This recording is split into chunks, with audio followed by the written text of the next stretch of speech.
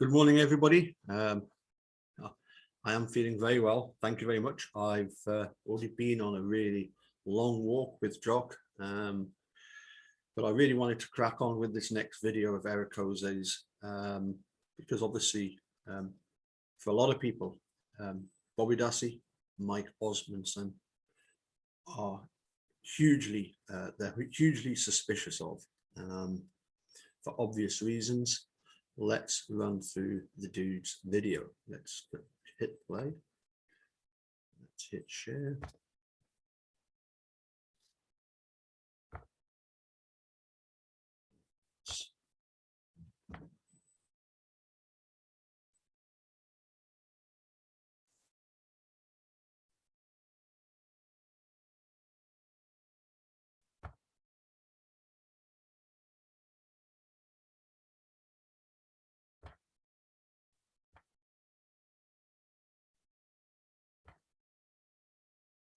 Try that again. Yes, there we go. That's better. So that wasn't coming up for me the first time. So I think we're ready to go. Let's just enlarge the screen. Let's hear from Stacy up first of all. My name's Stacy Seabrooke, and I approve Erekose on Making a Murder to be able to use my songs on his channel. Thank you.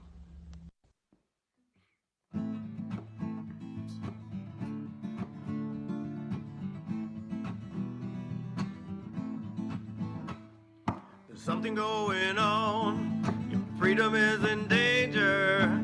Agents of the state, they taking children from the manger.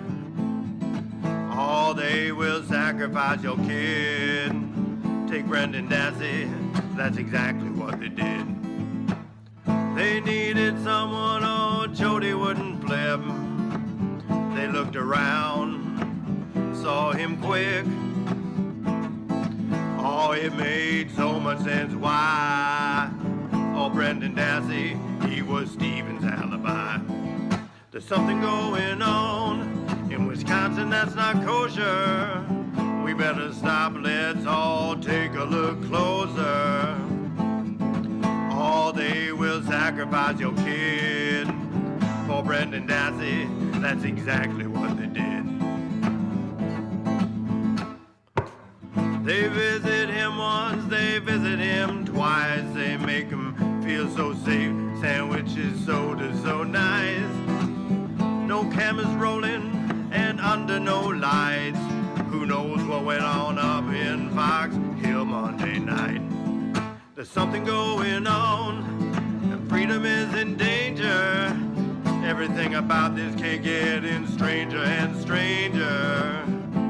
All we know, they will sacrifice your kid. Oh, Brendan Dassey, that's exactly what they did. March 1st, alone in a room with Bert and Ernie. No parent present and no attorney. 4 hours later, with a touch of the knee, they finally get Brendan to agree. There's something going on. I said there's something going on. Oh, they will sacrifice your kid. Take Brendan Dassey, that's exactly what they did. There's something going on. I said freedom is in danger when the agents of the state can take the children from the manger. Oh, they will sacrifice your kid. Take Brendan Dassey, that's exactly what they did. Take Brendan Dassey, oh, that's exactly what they did. Hello, okay, so those of you who saw the live that I did on Sunday, December 16th, you saw that I was talking about a document that was created by Adrian Gonzalez. And, well, this video is going to be kind of based on one of the things that Adrian was pointing out in her document. And it's about Michael Osmunson. So I went ahead and I gathered together some of the screenshots of some of the trial testimony of Bobby Dassey and the, you know, and not only that, but some of, you know, a fair amount of what Dean Strang was saying to Judge Willis and about how what Kratz had done, the way that he was attributing this statement to Bobby when it was made by somebody else and said to be on a completely different day, that it was violating discovery and stuff like that. It was quite interesting. It's quite interesting. I'll just say that. So we're going to see here all that happening, and then we're going to also see the actual queso report itself, where it says what Michael Osmunson said, and then it goes. We'll go back in and we'll look at how at trial how that whole argument about the way that Kratz was bringing that in basically ended up, and how Judge Willis, it doesn't go all the way to the end, but you basically see where Judge Willis starts to tell them that basically he sides with the prosecution, essentially. You'll see that here in this video. Anyway, it's interesting stuff. But this is why Michael Osmunson gets kind of looked at when it comes to Bobby and that sort of stuff, because it's no coincidence that Bobby's testimony was the one testimony that the jurors were asking for. They weren't allowed it, but they were asking for it. So that tells you something. They were asking for that. Anyway, so we'll go into the documents now. So here we go. Okay, so this is from the trial testimony of Bobby Dassey. So what we're going to be seeing here is this is going to be pertaining to the statement about Stephen asking for help burying a body or whatever. So this is where in court Ken Kratz is asking Bobby about it. Now, Bobby, on the 3rd of November, that would be a Thursday, I believe, do you recall having a conversation with your Uncle Stephen regarding a body? To which he says yes. Question, could you tell us what your Uncle Stephen told you that day? Answer, well, my buddy Mike was over too, and he asked us, it sounded like he was joking, honestly. He asked us if we wanted to help get rid of a body. Your Uncle Stephen asked if you wanted to help him get rid of a body? Bobby answers yes, or yeah. Question, what was your response? Bobby answers no.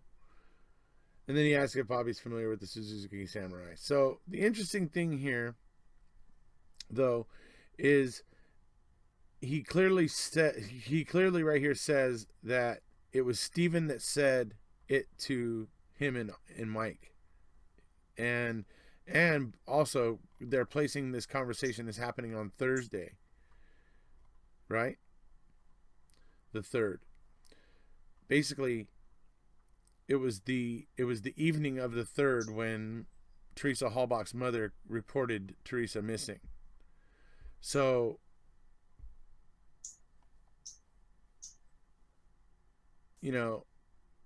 if it's on that night, so it would have been a little bit weird if they would have known about this before that happened. If they would have been having this conversation before Teresa Halbach's mom even reported her missing, that would have been quite strange.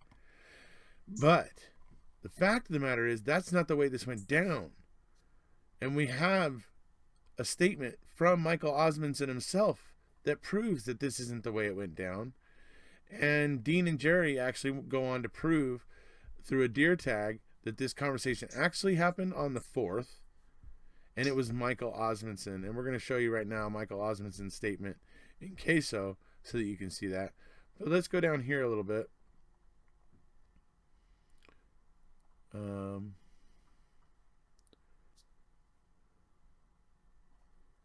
Oh, here it is. Okay. So Dean raises an objection.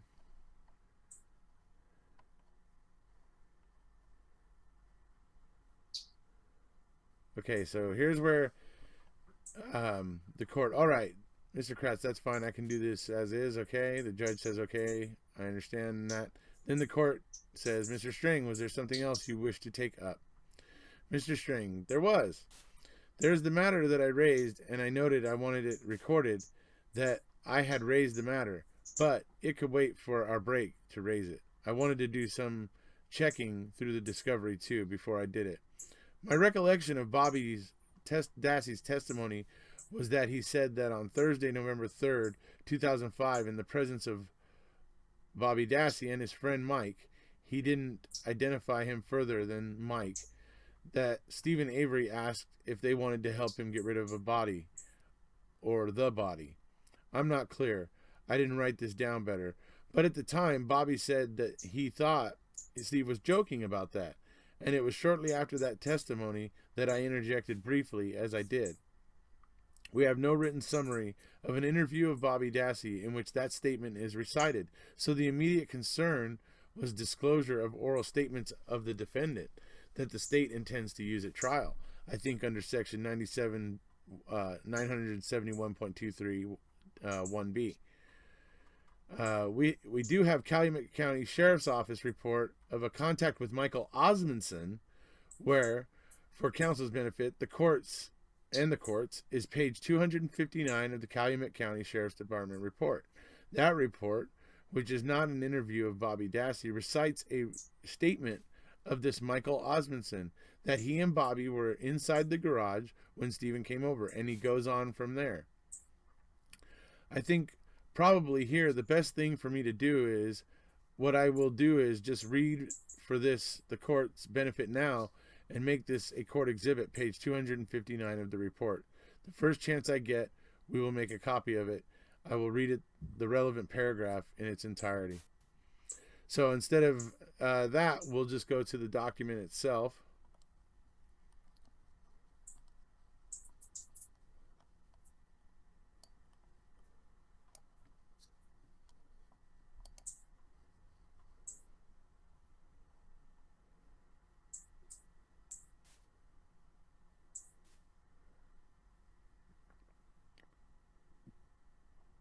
It's a different thing. Hold on, let me go to different.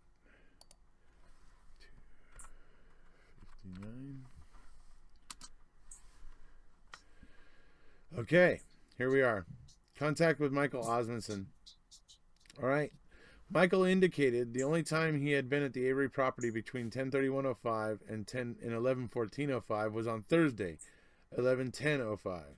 He stated he and Bobby were inside the Dassey garage when Stephen came over. Michael indicated he was aware Stephen was one of the last people to see the missing girl, and jokingly asked Stephen if Stephen had her, the missing girl, in a closet. At this point, Stephen asked Michael if Michael wanted to help bury the body, and they laughed about this together. Michael stated he had just learned about the missing girl on Tuesday prior to that. He once again indicated he thought Stephen might have been the last one to see the missing girl. So, the interesting thing here is, number one, he's saying that this happened on he's placing this whole thing happening on 11:10:05. So that means he's talking about the week after Teresa essentially goes missing and everything. So it's, I mean, this, and so he's talking about the Tuesday previous to that. So first of all, so what I'm trying to get at is that's putting this whole thing, a week into the next week after all of this happened originally. So how is Ken Kratz taking this statement, which Michael Osmunson is saying happened, in the second week of this investigation, and putting this conversation into the first week of the investigation? That's Ken Kratz's sliminess. That's what we're seeing there.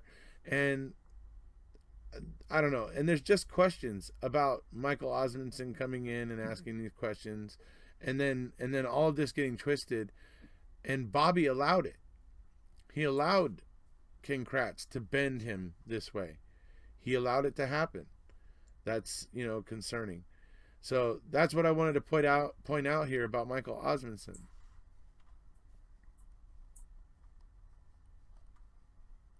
I was not concerned about Michael Osmunson being a witness in this case. This is Dean Strang speaking. Why? Because Stephen Avery was arrested on November 9th of 2005, and he has been continuously in custody since then, and was not in the Dassey garage or Yonda garage or anybody else's garage on Thursday, November 10th of 2005. Now, we have a different witness to whom this statement has never been attributed, of which we have no summary identifying him as someone who overheard the statement or identifying a statement as having been Bobby Dassey. As the individual identified or critically identified the statement as having been made on November 3rd as a time when Stephen Avery was not in custody, was at home or in the salvage yard property, and the implication is this may have been before Teresa Halbach is even reported missing. In large part, that implication arises because we didn't have the joke that was made to Stephen Avery as the precursor of this. So, what I'm left with is this jury having heard testimony from the first blood relative of Mr. Avery to testify here, his nephew and next door neighbor, that amounts to a confession of a crime. And under the circumstances, although technically, because Bobby is listed in the report of contact with Michael Osmunson, technically the discovery statute here may have been complied with. I have not looked into the case law under the discovery statutes, but setting that aside, this comes as an unfair surprise. It's materially different than the summary or the statement of which we have been given false notice. There is no way to unwind this from the jurors' minds. It has an enormous unfair prejudicial impact. I can think of no remedy short of asking for a mistrial on the introduction of this testimony by the state on the direct examination of Bobby Dassey without having been invited by the defense or the defense otherwise having opened the door or done anything to which you could say this would be an invited response. I move, therefore, for a mistrial on the grounds that I have explained. The court. Mr. Kratz? Well, Judge, after Mr. Strang concedes that the discovery statute was complied with, or I guess in his words, may very well have been complied with, I will leave the legal analysis to the court. A summary of this conversation was provided, and although it appears that this Michael fellow got the Thursday wrong, as far as being the 3rd versus the 10th, because Mr. Strang is correct that as of the 10th, Mr. Avery was in custody. The witness did testify consistently that the story was that he believed his uncle was joking, that it was said in a joking manner, and if Mr. Strang wishes to inquire as to the context of it, he may do so on cross-examination. That is what cross-examination is for. Oh yeah, Kratz is now condescending Dean Strang. Certainly does not rise to the level of material that requires a mistrial. We would ask that the court not do that. Before I go back to Mr. Strang, did I understand that the state indicated they gave that to the defense? Not only the Michael Osmunson statement, but also information from Mr. Dassey that Mr. Dassey would testify to as he did today. I thought that what I heard you start to say, or that is what I thought I heard you. That is what I heard you start to say, Mr. Kratz. No, he got it from page 259 with all the other discovery, including Mr. Dassey's. I don't know if the conversation is included in Mr. Dassey's report, but it was in Mr. Osmunson's on page 259. Mr. Strang, this page 259 is the only notice I had of any discovery, any conversation of anything at all in any form. Indeed, I had asked for any statements of Bobby Dassey. I see no mention of a Mike or Michael Osmunson anywhere in the report itself that concerns that concerns what Bobby Dassey had to say.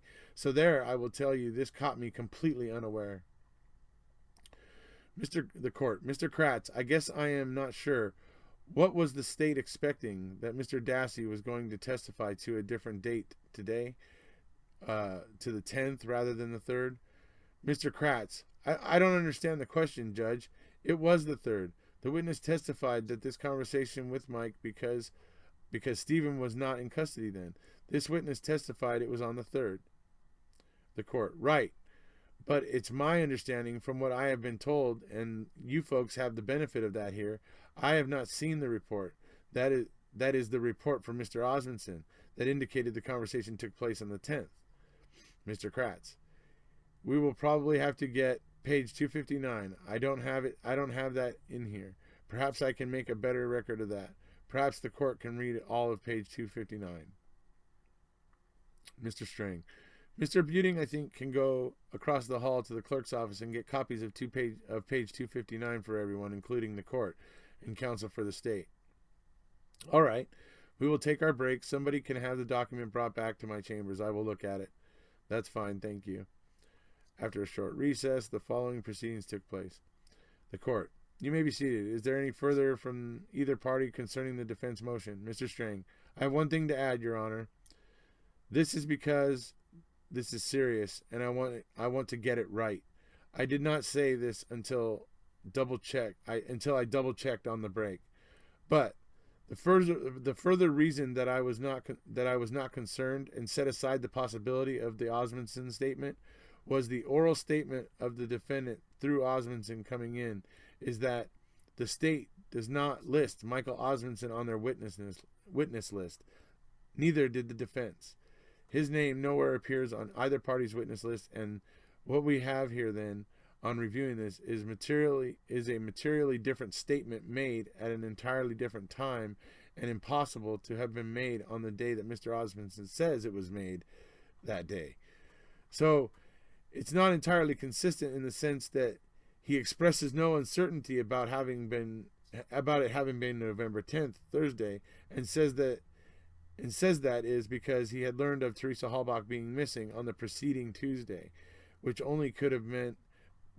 only mean not earlier than Tuesday, November 8th, as the court notices on record. I can stand. So what he's getting at is he's saying that Michael Osmunson is basically saying that he had no awareness of Teresa Halbach at all until November 8th, which would be a Tuesday before the 10th. So therefore, it would be pretty difficult for him to be having this conversation on the 3rd, as Kratz is now asserting it happened through the testimony of Bobby Dassey. This is when you hear Robert Milan talk about trying to bring evidence in through Bobby Dassey that the defense never heard about or whatever. This is what he's talking about, because Kratz used this. He used a statement that was made by somebody else and was trying to bring it in through Bobby Dassey, and that's the big deal here. So it goes on a little. The court, Mr. Kratz. Thank you, Judge. First of all, the court needs to note that there was no violation, at least a statutory discovery violation. The fact that Mr. Strang indicates the impossibility of November 10th, 05, as being the date of this conversation actually plays in the state's favor and does beg the question why the defense is claiming surprise. They're claiming surprise because you're bringing in somebody's... Oh, jeez. Kratz is something else, man. Born to be a slimy lawyer.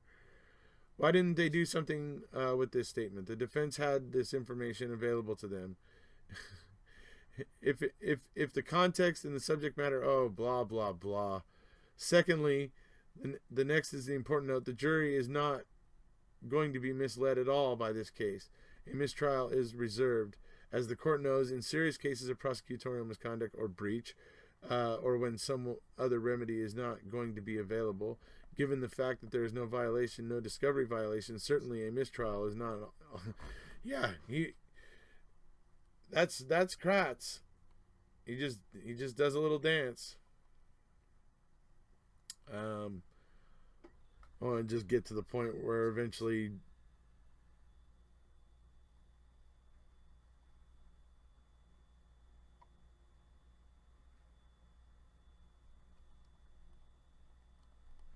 But I have also laid out the practical problems, and a good argument could be made, and I will make it if there is a case law to support it. A good argument can be made that the statement testified to here is so materially different in date, time, and content than the statement of which we were given notice that they are not the same oral statement. But in any event, I don't think the court has to resolve that. The damages of the problems are clear and are serious. The court. All right, the starting point here is the discovery statute, section 971.231b. The statute requires that the prosecution provide to the defense a written summary of all oral statements of the defendant. That would be statements of Mr. Avery, which the district attorney plans to use in the course of the trial, and the name of witnesses who the defendant made the oral statements to.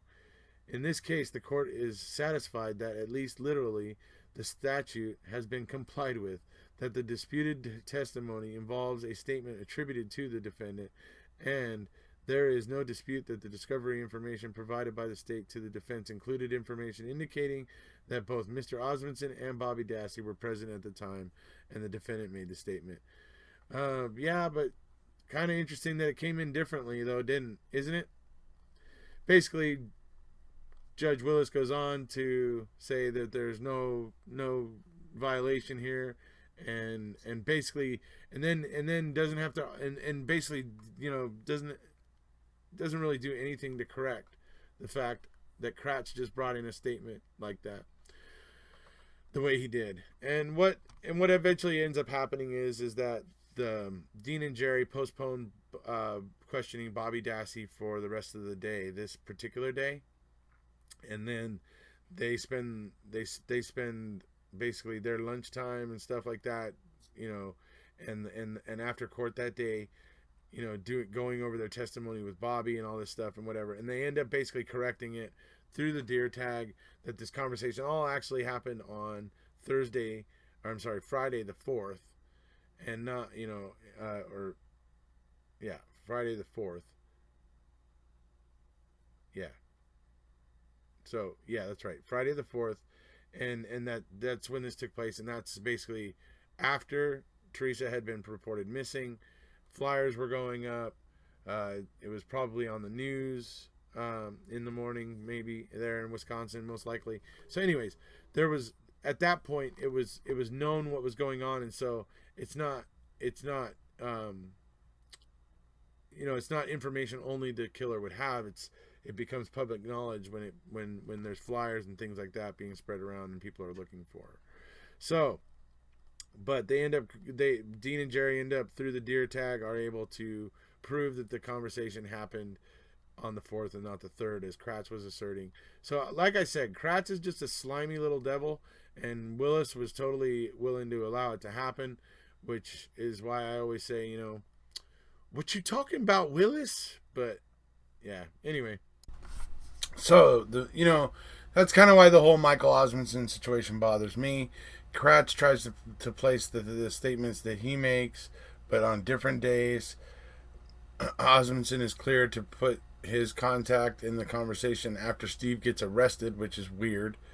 Just everything about it. So I just, because of Adrienne and her document, and this was one of the things called out on it, I wanted to go ahead and kind of cover it. So that's what we're looking at there today. I hope you guys liked it and enjoyed the information. If you haven't already, please hit subscribe, and we'll see you. Let me tell you about a story. Now when men are talk bound about their law enforcement, a right bunch of clowns, how they wear their badge like a plastic crown, how they're sticking to a story of which they are now bound. It's a rabbit hole they don't want you to go down. But over in Wisconsin, they're doubling down. See, they framed them once, then they did it again. They did not count on filmmakers making MAM. They thought their lives were safe, all would buy the ruse. They did not figure on 19 million views. It'll make you shake your head and probably frown. But over in Wisconsin, they're doubling down. I said they'll double down, and they'll triple down. They're headed down a road which they cannot turn around. They walk around like they'll be home free, because they control all the evidence on the local judges and found is the state's AG. But I got some news. It's as plain as day. It doesn't matter what the state or the guilters say, because we got Kathleen. She's got them in their sights. She's a real live hero, turning wrongs to right. No matter how hard that state's gavel pounds, over in Wisconsin, they're coming down. I said no matter how hard that state's gavel pounds, their house of cards isn't coming down. It'll make you shake your head, probably frown. Said over in Wisconsin, they're coming down.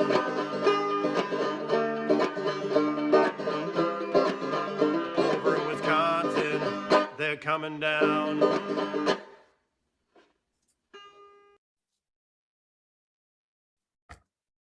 Brilliant stuff. See you all later. Bye for now. They're coming down. They are.